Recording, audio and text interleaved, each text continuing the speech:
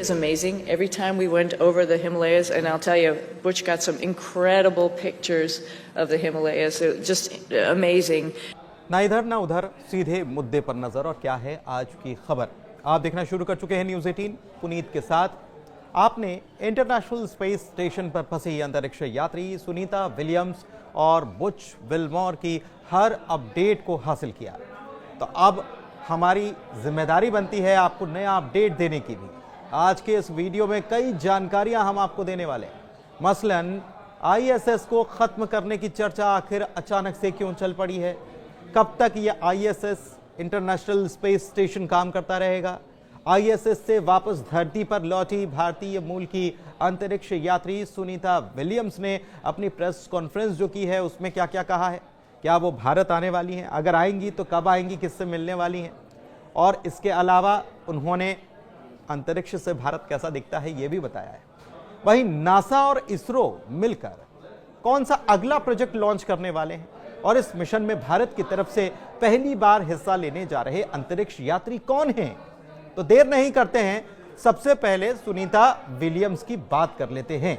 सुनीता धरती पर वापस लौटने के बाद पहली बार मीडिया से मुखातिब हुई और उन्होंने कई सवालों के जवाब दिए। जैसा कि कहा जा रहा था कि सुनीता को धरती पर वापस लौटने के बाद ग्रेविटी से तालमेल बैठाने में काफी दिक्कतें आ सकती है, वैसा कुछ नजर नहीं आ रहा है।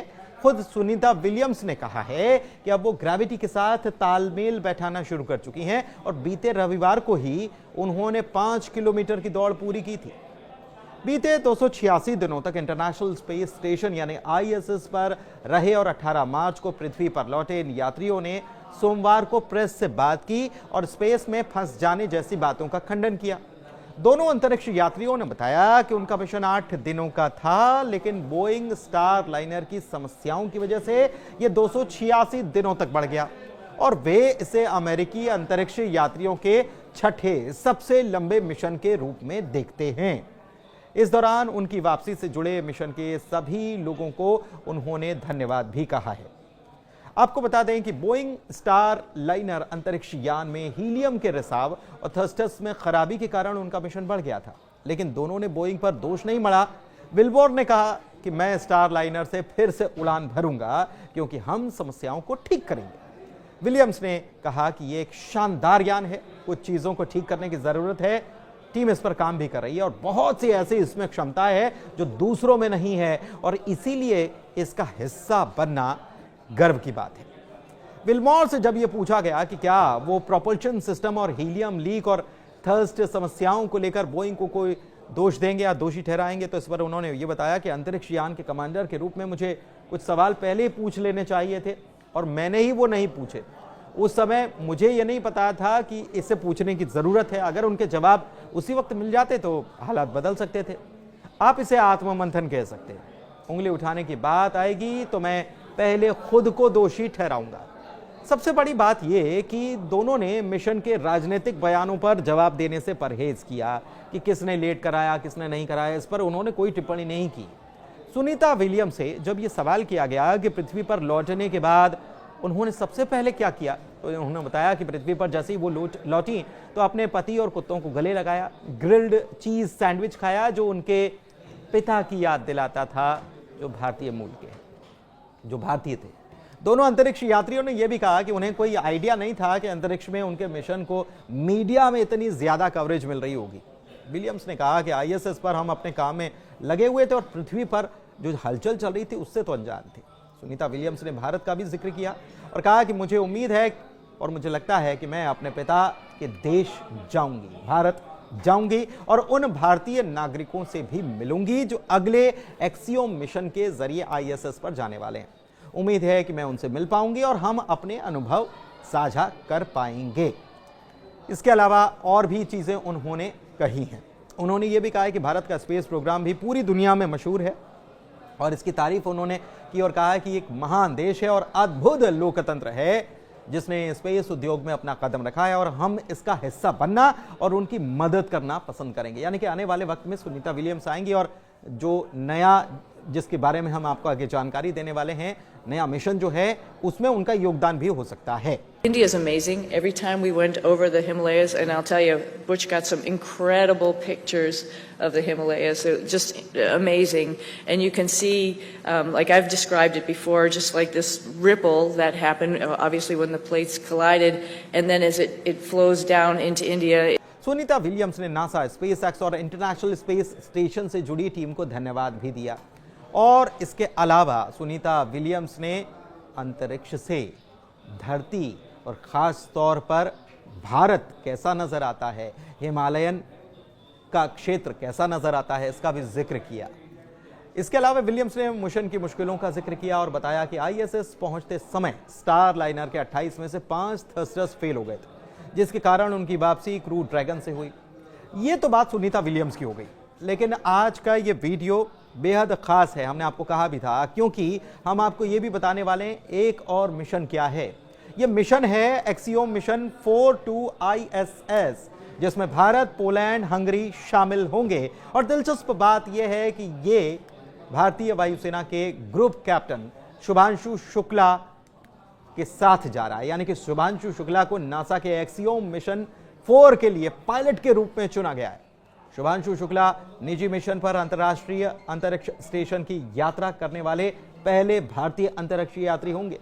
और उनके अलावा इस मिशन की बात करें तो हंगरी के टिबोर कापू और नासा के पूर्व अंतरिक्ष यात्री पैगी विट्सन और पोलैंड से यूरोपीय स्पेस एजेंसी के अंतरिक्ष यात्री स्लावोस उजनान्स्की विस्नी एवस्की भी साथ जा रहे हैं। अब ये मिशन क्या है ये भी जान लेते हैं। इस साल यानी कि 2025 में ही ये शुरू होने वाला है, बहुत जल्दी शुरू होने वाला है। इसके तहत स्पेस एक्स ड्रैगन अंतरिक्ष यान के जरिए यात्री आईएसएस पर जाएंगे और वहां उतरने के बाद 14 दिनों तक का वक्त बिताएंगे। इस दौरान साइंस, आउटरीच और कमर्शियल एक्टिविटीज के लिए वो यहां पर काम भी करेंगे।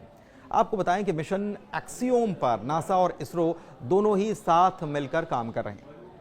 अब जानते हैं कि भारत की तरफ से अंतरिक्ष यात्रा पर जाने वाले शुभांशु शुक्ला हैं कौन। तो आपको बताएं कि वे भारतीय वायुसेना के टेस्ट पायलट हैं। उन्हें 2000 से ज्यादा घंटे उड़ान का अनुभव है और वे उत्तर प्रदेश के लखनऊ से आते हैं। उनका जन्म 1985 को हुआ।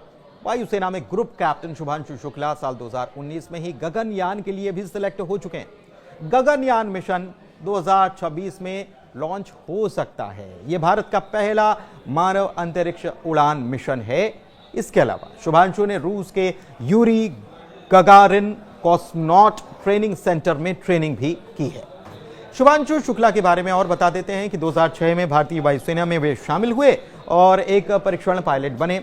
उन्होंने सुखोई 30 MKI, MiG-21, MiG-21 और जुगुआर जैसे अलग अलग विमानों को उड़ाने में भी उन्हें महारत हासिल है।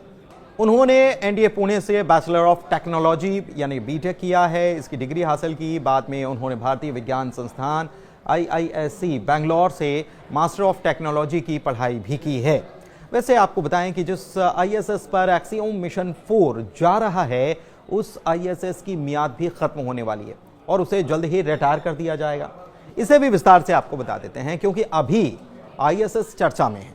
इसका मिशन 2031 में खत्म हो जाएगा। यह जानना भी जरूरी है कि ISS को 1998 में प्रक्षेपित किया गया था और यह पृथ्वी से लगभग 400 से 415 किलोमीटर की ऊंचाई पर काम करता है। इसके साइज की बात करें तो 109 मीटर लंबा फुटबॉल के मैदान के बराबर है और उसका वजन 4 लाख किलो से ज्यादा बताया जाता है। अब सवाल यह है कि आखिर यह इसे बंद क्यों किया जा रहा है। दरअसल ISS 17,500 मील प्रति घंटे की रफ्तार से यात्रा करता है और हर दिन औसतन 16 बार पृथ्वी के चक्कर लगाता है। ये एक चक्कर 90 मिनट में पूरा कर लेता है। जानकार कहते हैं कि अगर इसे ऐसे ही छोड़ दिया गया तो इस पर सूरज का असर होगा और ये 1 से 2 साल में अपनी कक्षा से विचलित हो जाएगा और धरती पर गिर जाएगा। और जो खतरा है यही है कि अचानक से अगर गिरेगा तो कहीं पर भी गिरकर नुकसान कर सकता है। दरअसल नासा ने 2031 में पुराना होने के कारण इसे बंद करने का फैसला किया है। बताएं कि रूस, अमेरिका, कनाडा, जापान और कई यूरोपीय देशों ने मिलकर इसे बनाया था। कई चरणों में इसे सुधारा भी गया, बार बार सुधारा गया। शुरुआत में 15 सालों के लिए बनाया गया, लेकिन लगातार शोध में कामयाबी मिलती गई, अंतरिक्ष उद्योग में कामयाबी मिलती गई और अवधि इसकी बढ़ती रही बार बार। और फिर 2021 में तत्कालीन अमेरिकी राष्ट्रपति जो बाइडेन के प्रशासन ने इसकी मियाद 2030 तक कर दी। इसके कार्यकाल को बढ़ाने का फैसला कर लिया। इस दौरान रूस ने भी 2021 में एक चेतावनी जारी की थी और यह बताया था कि उपकरण और हार्डवेयर के चलते इसमें न सुधरने वाली दिक्कतें भी आ सकती हैं। यह भी कहा गया था कि स्टेशन के रूस ने जो हिस्सा बनाया उसके 80% इंस्ट्रूमेंट जो है इंस्ट्रूमेशन का हिस्सा पुराना हो चुका है और इसमें दरारें आ गई हैं और हो सकता है कि वक्त के साथ ये दरारें बढ़ जाएं तो कुछ भी हो सकता है। हाल में एलन मस्क ने भी कहा था कि अब वक्त आ गया है कि इसे बंद किया जाए और हम मंगल पर फोकस करें। सवाल यह है कि आईएसएस को खत्म कैसे करेंगे। नासा ने बताया कि इसे बंद करने का काम हम जल्द शुरू करने वाले हैं। इसके तहत आईएसएस की गति को थोड़ा धीमा किया जाएगा, धीरे धीरे धीमा किया जाएगा और गैर जरूरी मॉड्यूल को धीरे धीरे अलग इसमें किया जाएगा, एक एक करके हटा दिया जाएगा। इसकी ऊंचाई भी 2026 से 2030 के दौरान ऊंचाई भी कम करनी शुरू करेंगे। इस पूरे काम को अंजाम देने के लिए नासा ने 2024 में ही एलन मस्क की कंपनी को ठेका दे दिया, ये समझ लीजिए चुना गया। इसके साथ 84.30 अरब डॉलर का करार किया गया। फिर सवाल यह है कि अगर आईएसएस बंद हो गया तो फिर क्या होगा। तो कहा यह जा रहा है कि इसके बंद होने से पहले निजी स्टेशन भी काम करना शुरू कर देंगे। दूसरे देश भी अपना स्पेस स्टेशन बनाने की तैयारी में। भारत 2035 तक इसकी प्लानिंग कर चुका है। इसके बारे में पूर्व इसरो चेयरमैन एस सोमनाथ बता भी चुके हैं कि 2028 में पहला हिस्सा काम भी करना शुरू कर देगा। दूसरी तरफ चीन ने 2022 में अपने अंतरिक्ष स्टेशन के पहले मॉड्यूल तियांगोंग को धरती की कक्षा में स्थापित कर दिया था। दिलचस्प यह भी है कि चीन ने अकेले अपना स्टेशन बनाया है, स्पेस स्टेशन, जबकि आईएसएस बनाने में तो कई देश साथ आए थे। ऐसे में चीन का यह भी मानना है कि 2031 के बाद यह पक्के तौर पर आईएसएस की जगह ले लेगा। तो कैसा लगा वीडियो, कैसी लगी जानकारी कमेंट के जरिए जरूर बताइएगा। फिलहाल वीडियो में इतना ही। इसे अपनों के साथ साझा करें, शेयर करें और हमारे चैनल को सब्सक्राइब करें। धन्यवाद।